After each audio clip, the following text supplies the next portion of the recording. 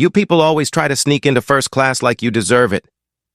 The words landed harder than a slap. Lauren Mitchell, Skyhaven's lead flight attendant, didn't lower her voice. She held Adrienne Clark's boarding pass between two fingers like it was damp trash. Her lips curled into something between amusement and contempt. The line behind them grew silent. Adrienne, 45 years old, elegant, composed, wrapped in a soft gray cashmere coat, stood at the threshold of the first-class cabin, eyes fixed on Lauren, unmoving. Her seat, 2A, waited empty behind them, gleaming in leather and chrome. "Is there a problem?" Adrienne asked calmly, her voice polished but edged in steel. "You're not listed as priority," Lauren replied, flipping her scanner as if the machine were broken. "I'll need to verify. Please step aside." Murmurs stirred among the nearby passengers.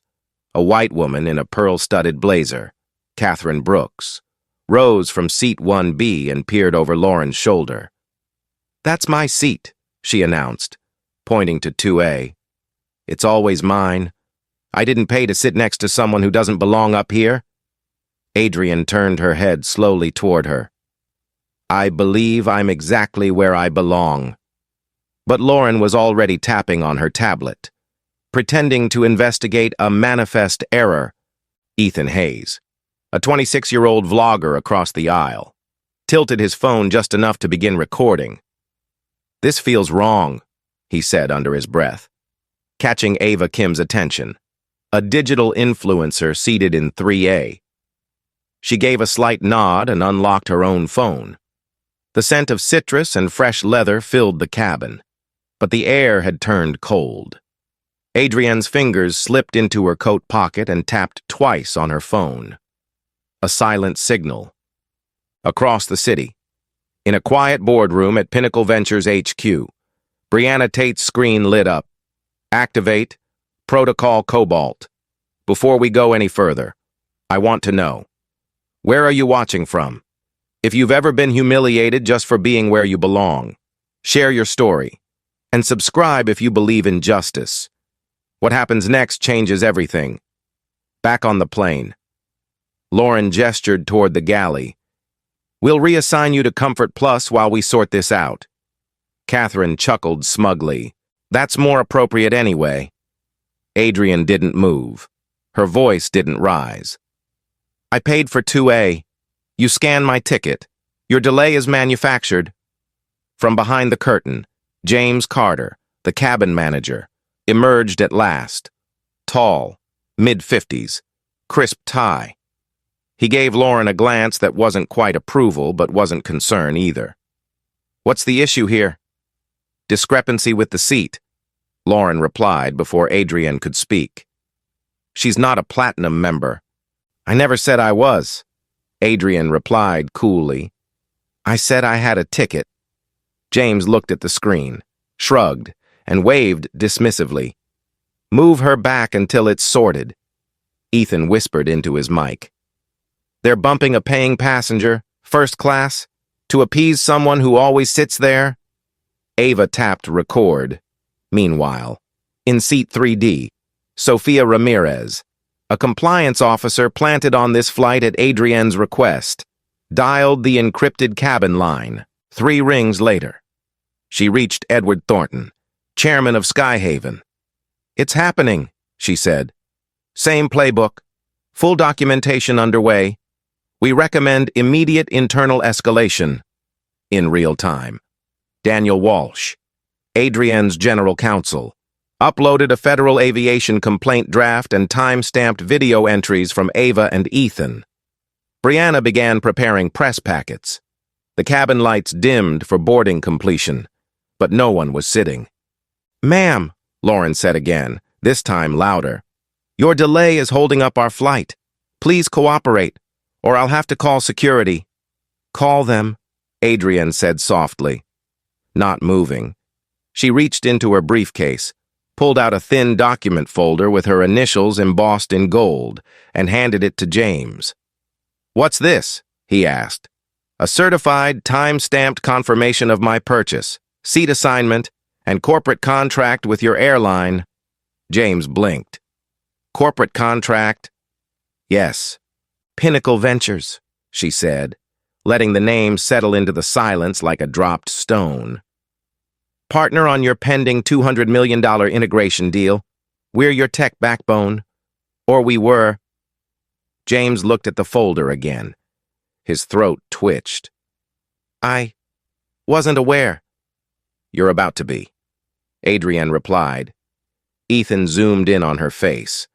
Calm, powerful, unshaken. Ava posted a clip titled, Black Woman Denied First Class. Watch what she does next. The clip began spreading seconds after it uploaded. Over 4,000 shares in 3 minutes. Hashtags formed mid-air. Hashtag Sky Haven Disgrace. Hashtag She Belongs.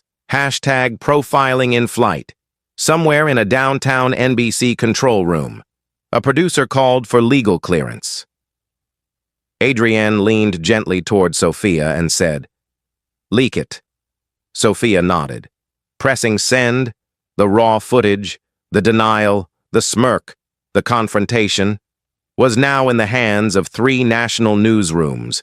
Lauren smoothed her vest as if straightening power. We're just following protocol.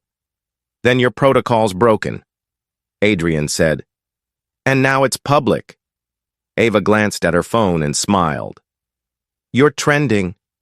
Catherine looked up, annoyed. I don't care who she is. I just want my seat. Adrienne met her eyes. You already made your choice. Now watch what it costs. Brianna's message flashed green. Legal confirmed. Chairman notified. Rollout in motion. What had started with a boarding pass had become a reckoning in real time, and they were all still on the ground. Thunder cracked softly outside the cabin windows, but the real storm was just beginning. Inside, Seat 2A. Lauren wasn't done. Not by a long shot. As the first-class cabin buzzed with tension, she leaned in toward James and whispered something just out of reach. Then, without looking at Adrienne again, she turned to Ryan Foster, Skyhaven's onboard systems coordinator, who had just entered from the cockpit area, still holding his tablet. Reassign Seat 2A to stand by, she said, her voice clipped. Ryan hesitated, eyeing the mounting attention. But it's already scanned. Passengers confirmed. Lauren didn't blink. Override it. Flag it for flight risk. Ryan's eyes flicked to James, who gave a subtle nod. That was all it took. A few taps, and Adrienne's name vanished from the first-class manifest. Just like that. Ethan caught it on camera. They just erased her, he murmured into his phone. They're making it look like she never belonged. Ava, now with live stream rolling, angled her camera toward Ryan's screen. You're tampering with passenger data. That's a federal violation, she said. Ryan flinched. Ma'am, please stop filming. Then stop lying.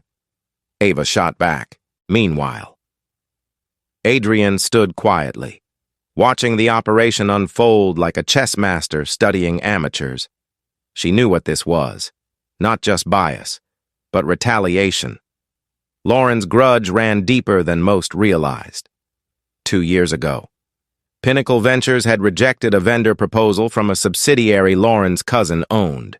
The rejection was by the book, bad margins, outdated tech, but it had bruised an ego used to yeses. Now, given the smallest drop of power, Lauren had chosen pettiness over professionalism. Passenger Clark, James said, returning with forced calm.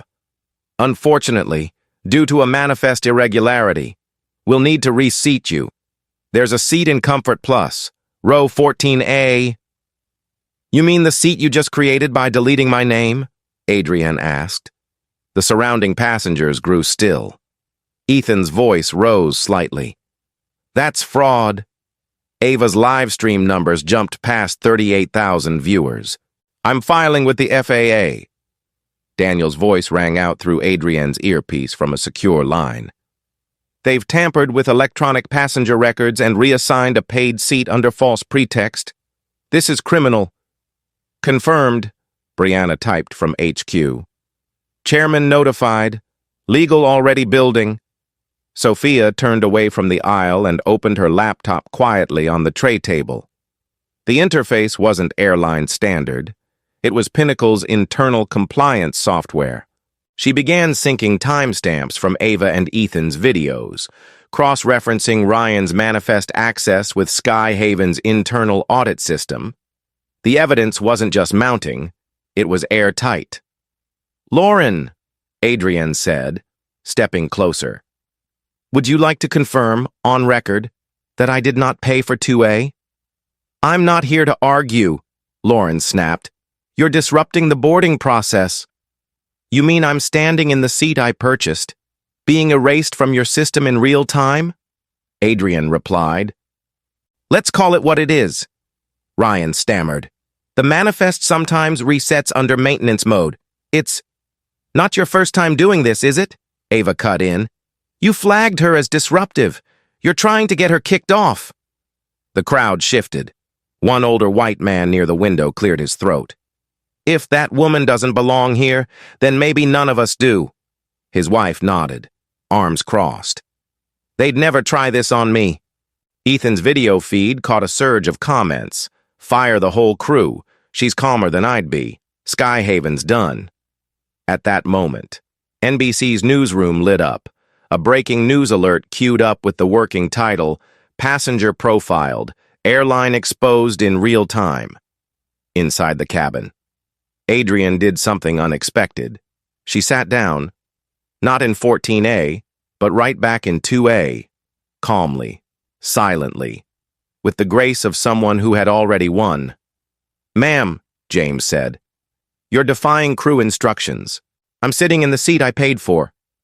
Adrienne replied, "If you'd like to escalate this, I suggest you do it quickly. Security will be called." "Good. They can verify my documentation.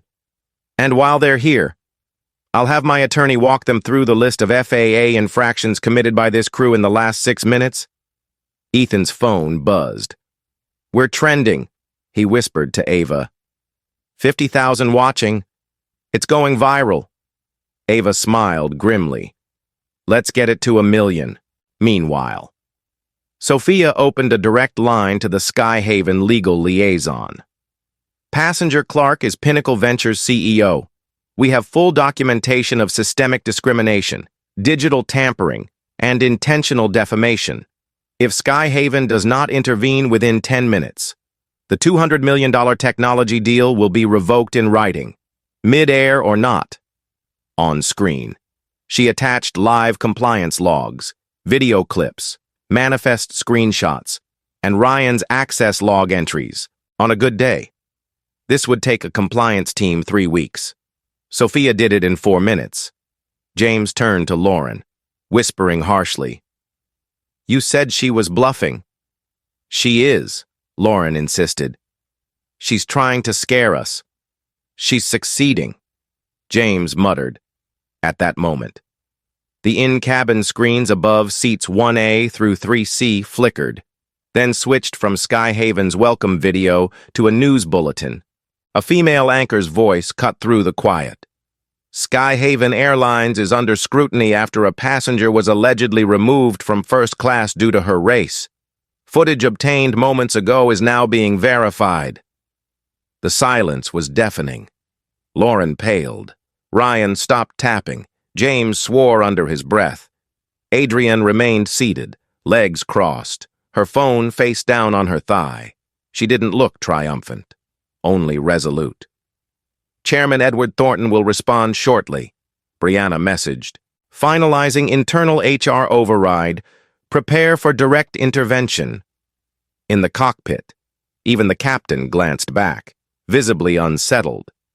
"If she's who she says she is," he mumbled. Adrienne turned to the cabin and spoke not to Lauren, not to James, but to the passengers. "I apologize to those inconvenienced by this delay, but this is not a personal dispute. This is what systemic bias looks like when no one's watching. Only this time, we are... Ethan's camera caught it all. A woman erased, then documented, then rebuilt. The tide had turned not with shouting or force, but with silence, strategy, and one quiet seat in row 2A, outside. Thunder still grumbled across O'Hare. But inside this plane, the real storm had already touched down. Lauren returned with fresh venom, her cheeks flushed with embarrassment. But instead of retreating, she doubled down. "Since you refuse to comply, your personal items will be removed," she said loudly, seizing Adrian's leather briefcase from the floor without permission. "You can collect this once you're seated where you're assigned." Gasps rippled through the first-class cabin. Catherine Brooks clapped softly, smirking like a child who'd gotten their way. "About time," she muttered. Ethan stood from his seat in 4C and spoke clearly enough for everyone to hear. "You just took that woman's property, on camera." Lauren turned on him.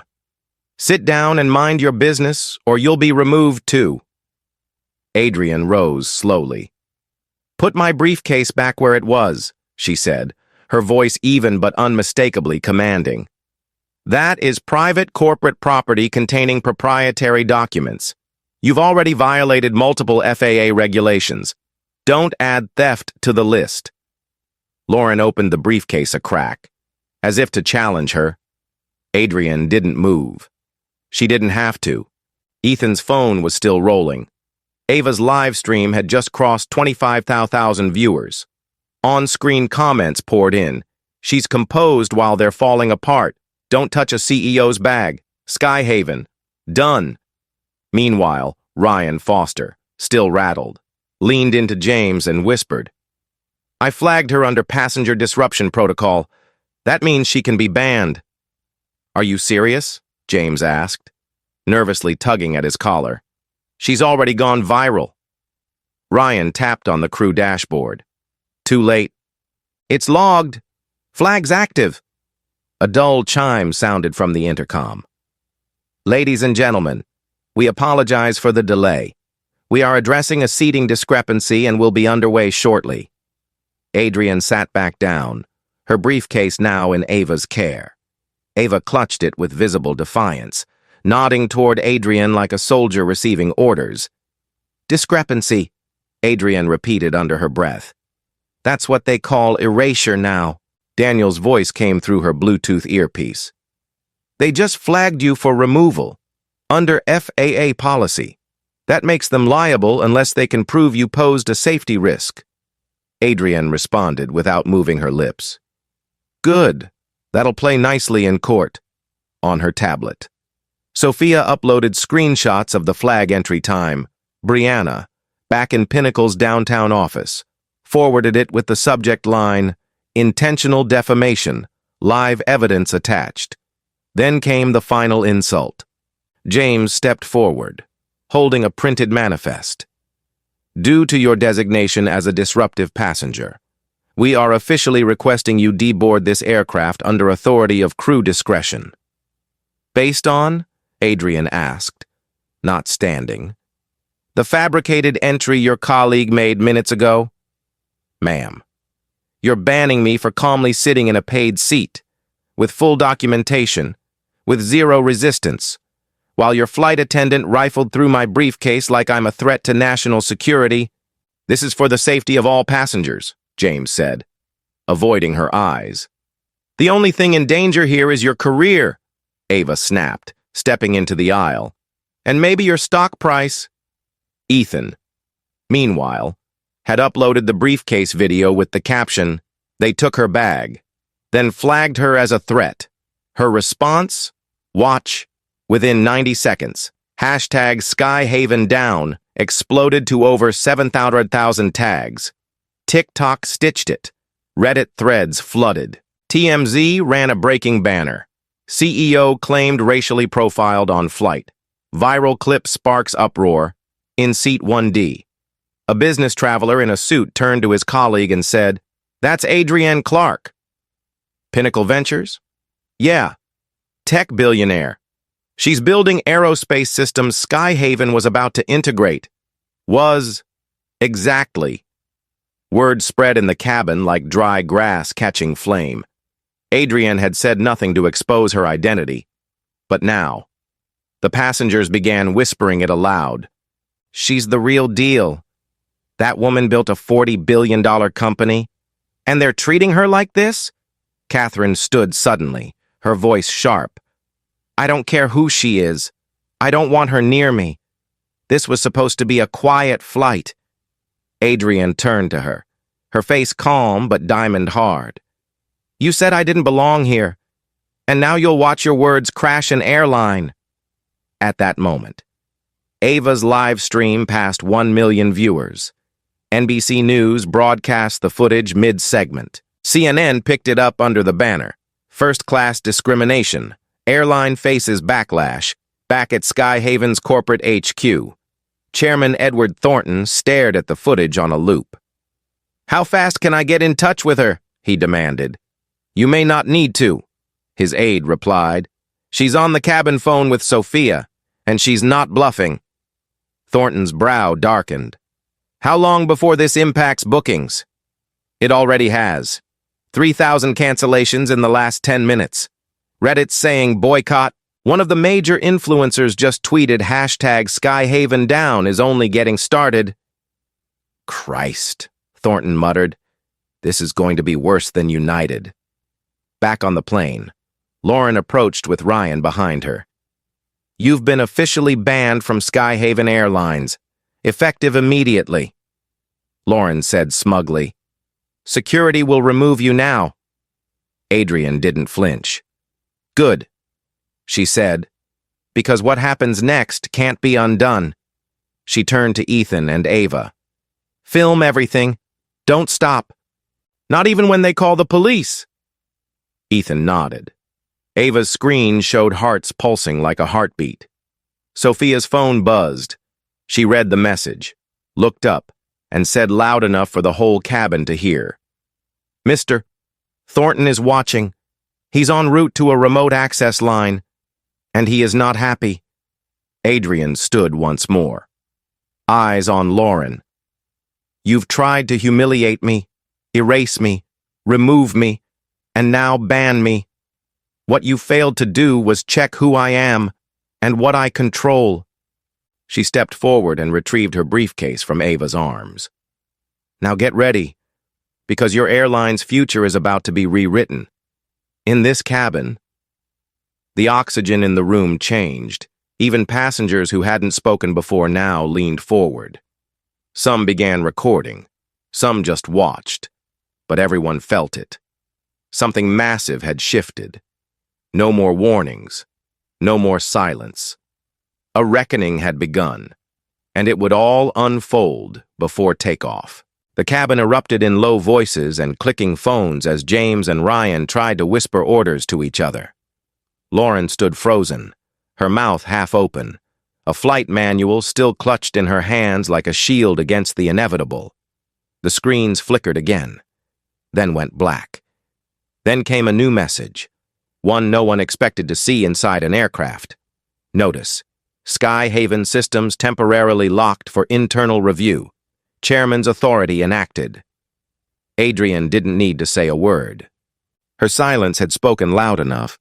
The cabin no longer felt like an aircraft. It felt like a courtroom. Screens frozen in override mode, passengers whispering like jurors, and Adrian Clark, still standing in 2A, briefcase in hand, looked every inch the prosecutor with evidence already submitted. Outside. Lightning flared against the tarmac, but the storm inside had outpaced the weather. We're receiving customer complaints, James muttered to Lauren, pointing discreetly at the screen behind the galley curtain. Over 40 passengers had filed digital service objections in the last 6 minutes. Half of them were in first class. Tell them the manifest glitched, Lauren snapped. Tell them it's a software issue. It's not just the manifest anymore, Ryan said, holding up his tablet. The ticketing portal is crashing. People are requesting refunds mid-flight. This is spiraling. Catherine Brooks stood up again, phone in hand, indignant. I'm a shareholder and I want this woman removed. This airline's being hijacked by drama. You're the only one hijacking anything, Ava said sharply, never lowering her phone. She hasn't raised her voice once. Adrian turned, calm but direct. I suggest you sit down. Ms. Brooks, I'm not your problem. Your ignorance is... Catherine gasped, as if slapped, but said nothing. Adrian turned back toward the aisle, raising her eyes toward the overhead camera. Sophia, she said, knowing the mic was still hot. Let's talk leverage. In seat 3D, Sophia nodded and opened a private feed on her laptop, marked Pinnacle Secured Comms. Chairman Thornton, she began. Ms. Clark has authorized release of the digital control logs and performance monitoring analytics that Pinnacle Ventures collected during our beta integration trial. Thornton's face appeared on screen, tight-jawed. She's serious. Very, Sophia said.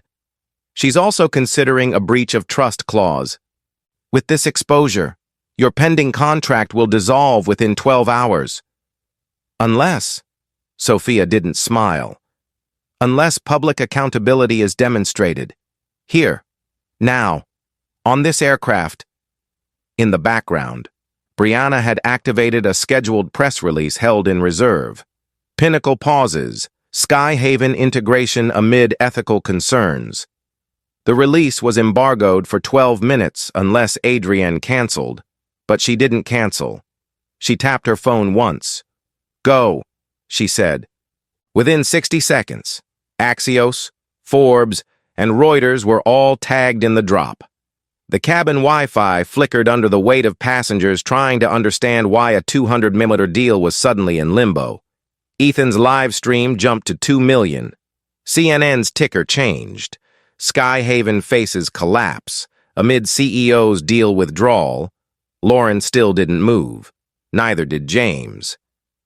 I don't think you understand who she is, one elderly woman in 2C said to them quietly. Or what she's capable of. Adrienne remained composed, but not still. She walked the narrow aisle toward the forward galley and turned to face the crew. The moment I was flagged as disruptive, I became a liability in your system, she said. Not because of behavior, but because of optics. Because a black woman in 2A challenged your hierarchy. Ryan opened his mouth but couldn't find words.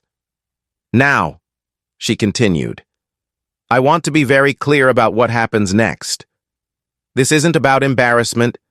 It's about exposure. What started with a boarding pass has triggered a systems review that will dismantle every assumption you've built into this airline's operating culture. Ava nodded. Say it louder. Pinnacle Ventures holds the algorithm powering your scheduling system, your predictive maintenance, your ticket forecast models, and your flight crew rotation protocol. You don't fly without us, and now, you won't fly with us. Ethan blinked. That's why she didn't react. He whispered. She didn't need to. She already owned the sky. James looked like he might faint. Chairman Thornton is on the phone, he said weakly. He wants to speak to you. Adrienne didn't reach for it. He can wait. Sophia's voice filled the air over the cabin speaker, surprising even Adrienne. Per Pinnacle protocol and as authorized by CEO Clark, all remaining deal assets are frozen. This includes predictive analytics, AI risk modeling, and customer loyalty scoring. Reinstatement is no longer an option. Termination notice is in transit. Catherine let out a strangled sound. You're canceling the deal? Adrienne turned to her. You demanded I be removed. I'm removing something far more valuable. My company's investment. Catherine's mouth opened, then closed. Ethan zoomed in. She's walking them into a total collapse. Not walking, Ava replied. Guiding. One of the passengers called out from the back. Is it true? You're really pulling the deal? Adrienne looked around the cabin. Would you invest $200 million in a system that erases its own partners? The question hung in the air, rhetorical and fatal. Sophia's tablet buzzed once more.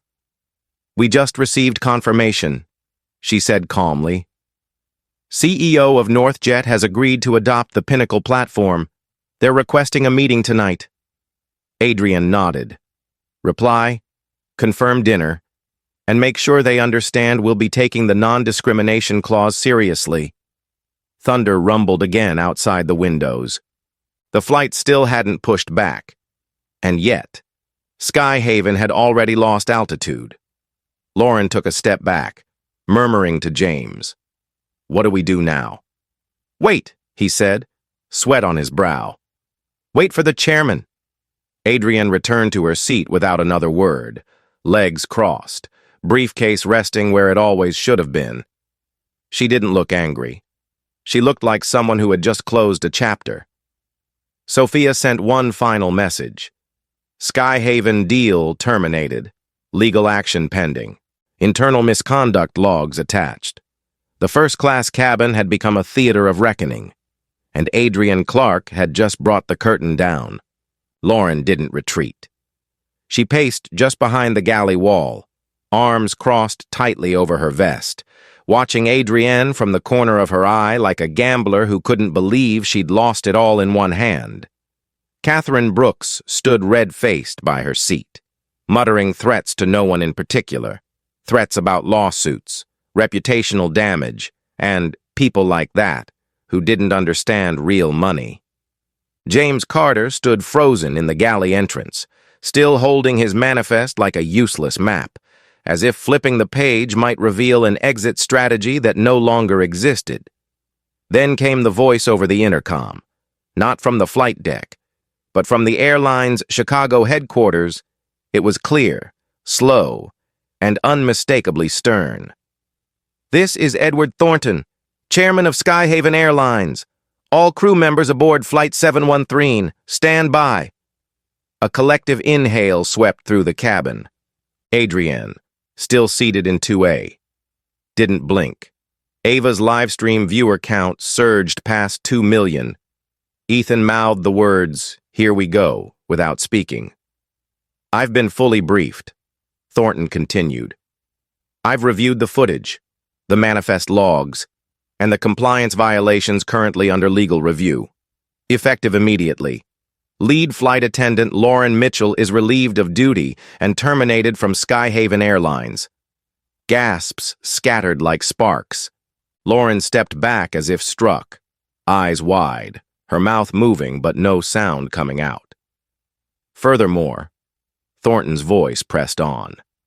"System Coordinator Ryan Foster is terminated for unauthorized tampering of FAA-regulated passenger records, and passenger Catherine Brooks is now permanently banned from all Skyhaven-operated flights for repeated discriminatory behavior.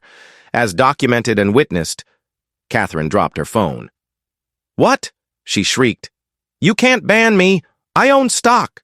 "You are not the company," Thornton replied coldly. "And your behavior has cost us dearly." James took a cautious step forward. "Sir, should we remove them from the plane?" "No," Adrian said. Standing, the room quieted again. "They'll sit, and they'll listen." Every head in the cabin turned toward her as she walked slowly into the center aisle, heels silent against the carpet, her calm presence louder than any scream could have been. She stopped near the bulkhead, hands folded before her. "Since boarding this plane, I've been humiliated, profiled, erased, and slandered," she said, her voice steady. "All by employees who assumed their uniforms gave them power, and by a passenger who believed her wealth gave her dominion over mine." "Tell them," Ava whispered. Camera steady, Adrian continued. "But before this flight even took off, I had something none of you saw coming. Authority. My name is Adrian Clark. I'm the CEO of Pinnacle Ventures, the technology firm that powered Skyhaven's digital infrastructure, AI scheduling systems, and upcoming customer analytics suite." Audible murmurs rose, passengers turning to each other in disbelief. A woman in 1C placed a hand over her mouth. "Oh my God," someone whispered. "She owns them." Adrian nodded slowly. This morning, Skyhaven was days away from finalizing a $200 million contract with my company. That contract is now terminated. She let the words sink in. Because culture matters more than code, and character matters more than profit. Catherine slumped back in her seat. Lauren, still stunned, looked toward James for support, but James only shook his head. "I didn't know," he muttered. "None of us did." Adrian turned to him. "You enabled it. An enabling bias is how it survives." He looked down, unable to respond. "Let me be clear," Adrian said. "This isn't vengeance. It's responsibility. I've worked too hard to be invisible in rooms like this, and I'm not here to punish. I'm here to reform." Thornton came back on the intercom. Voice softened. "Ms. Clark has full support from the board for her actions. An internal audit is now underway. Lauren Mitchell and Ryan Foster will be escorted from the plane. Catherine Brooks, you will be met at the gate by federal liaison officers for formal documentation of your conduct." The plane fell into complete silence. Then, as if on cue, the passengers, first in the front, then row by row, began applauding. Not cheering, not whistling, just slow, steady applause. For the woman who never raised her voice. For the woman who let her truth speak louder than their lies. Adrian dipped her head slightly, receiving it with grace. Sophia rose quietly and stood beside her, tablet in hand. "NorthJet confirmed your dinner meeting. They're eager to talk," she said softly. "They understand our conditions." Adrian nodded once. "Good. We'll build something better, without compromise." Ava turned the camera back to her own face. "That's how you shut down an airline's arrogance, not with shouting, but with facts, dignity, and power they never saw coming." Ethan posted a single caption under the footage of Lauren being escorted off. The quietest seat in first class just shook the whole sky. By the time Flight 714 finally taxied toward the runway, Skyhaven's future had already veered off course. The air inside the cabin had shifted, less tense now, but charged with the quiet realization that something historic had just happened at 3,000 feet below sea level. The airline's digital infrastructure, once bolstered by Pinnacle's cutting-edge algorithms, had begun to glitch as server ties were revoked in real time. Skyhaven's booking portal displayed intermittent outages. Loyalty members found their profiles inaccessible. Internal Slack channels lit up with panic from the corporate floor, all echoing one question: how did it all fall apart in a single cabin? Adrienne Clark, still in seat 2A, remained poised and composed, fingers gently drumming on her briefcase. She hadn't said another word since Thornton's final statement. She didn't need to. The world was speaking for her now. Ava Kim's livestream replay crossed 4 million views, then 5, then 8, each share carrying with it a chorus of disbelief, outrage, and admiration. Ethan's short-form video, capturing Adrian's takedown with precise timing and devastating clarity, had reached the top of Reddit's front page under the title, "She owned the algorithm, and then she took it back." The comment threads brimmed with messages from people who recognized her. Black women in tech, young founders, weary professionals who had lost count of the times they'd been mistaken for the help. She did what we all wish we could do. One comment read, "She didn't make a scene. She made a system crash." In the middle of row 3, a college student quietly posted the footage to his school's diversity initiative with the caption, "Let's teach this." Meanwhile, in Pinnacle's Chicago headquarters, Brianna was managing the fallout like a maestro conducting a symphony, with Sophia feeding her in-flight updates. Brianna redirected the $200 million budget, now released from Skyhaven, to 3 new development partners, Northjet, Aerosync, and a minority-owned private aviation startup Adrian had been quietly mentoring for over a year. They called themselves Sky Unity. Adrian had just given them the runway they needed. "She always said reform starts with redistribution," Brianna muttered to herself as she uploaded the official deal reassignment press release. Sophia, seated once more with her laptop open on her tray table, typed out the final clause of Adrienne's onboard compliance report. She paused before submitting and looked over at her boss. "Want to include the new initiative?" Adrienne nodded. "Do it." The initiative, announced moments later via Forbes and TechCrunch, was Air Sentry, a real-time bias monitoring AI program for aviation, funded by Pinnacle and led by a multidisciplinary ethics council. Its purpose was clear: prevent what happened today from happening again, anywhere. The launch was accompanied by a powerful headline: "After being profiled, Pinnacle CEO funds new AI to end airline discrimination." The impact was immediate. Skyhaven stock began to slide. Board members demanded an emergency session. Meanwhile, Northjet's stock spiked just from the rumor of the new partnership. Reporters circled gate terminals across the country, interviewing stunned Skyhaven passengers. The public didn't just want to know what happened. They wanted to know what came next. And Adrian delivered. As the aircraft finally lifted off, the flight crew silent and subdued, Ethan whispered into his mic. "She didn't crash the plane. She grounded the system." Ava sat one row behind Adrian, still filming, but no longer for clicks. "She didn't fight for a seat," Ava said softly. "She fought to redesign the cabin." Passengers clapped again, not for a landing this time, but for a takeoff, for possibility, for legacy in motion. Adrienne looked out the window at the cloud line. Somewhere below, a broken system had just been cracked wide open, and in the space between humiliation and justice, she had carved out something far greater than revenge.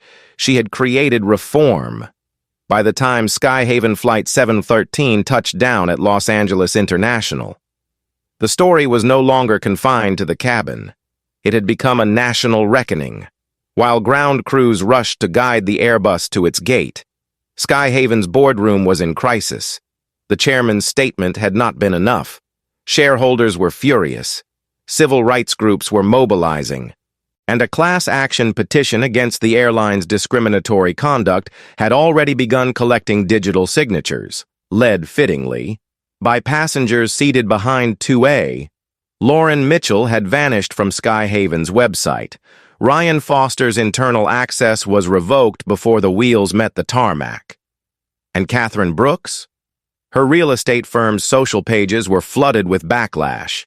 Investors pulling out as headlines labeled her the passenger who paid the price for privilege.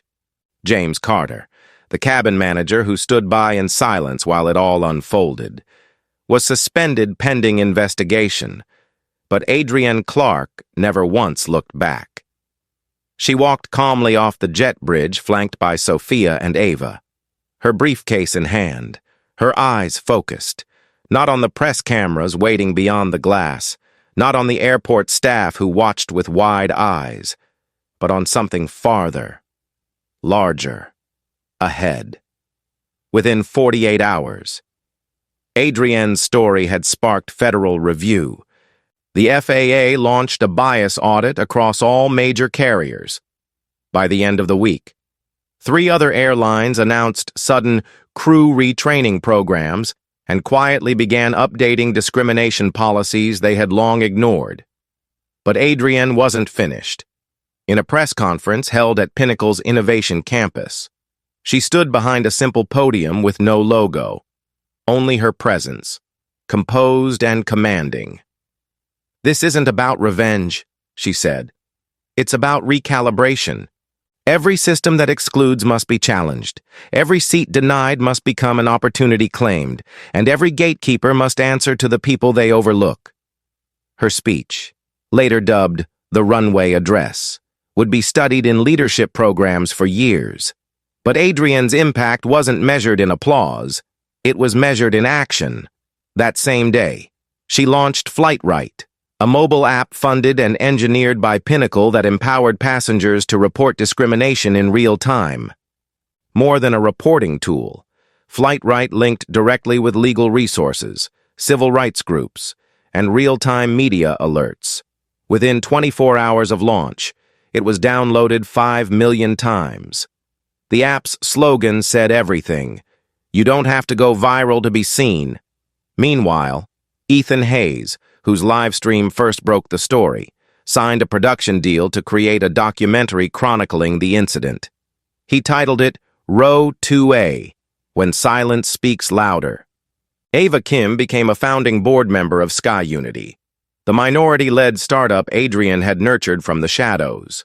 Now brought fully into the light with major funding and a national spotlight, Daniel Walsh, Adrian's general counsel, was tapped to lead a newly formed coalition called AIR, Aviation for Inclusive Reform, tasked with rewriting internal policies for every airline willing to join.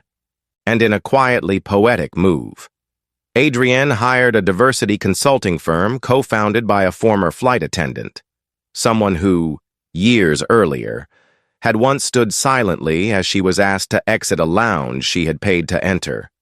You deserve a seat at the table, Adrian told her during their first call. But I'd rather build you the table instead. As for Adrian herself, she remained elusive to press inquiries. She declined most interviews, avoided celebratory headlines, and focused instead on implementation. Her assistant, Brianna, summed it up best in a rare public statement. Ms. Clark didn't act to go viral. She acted because it was time. Viral is the symptom, reform is the work.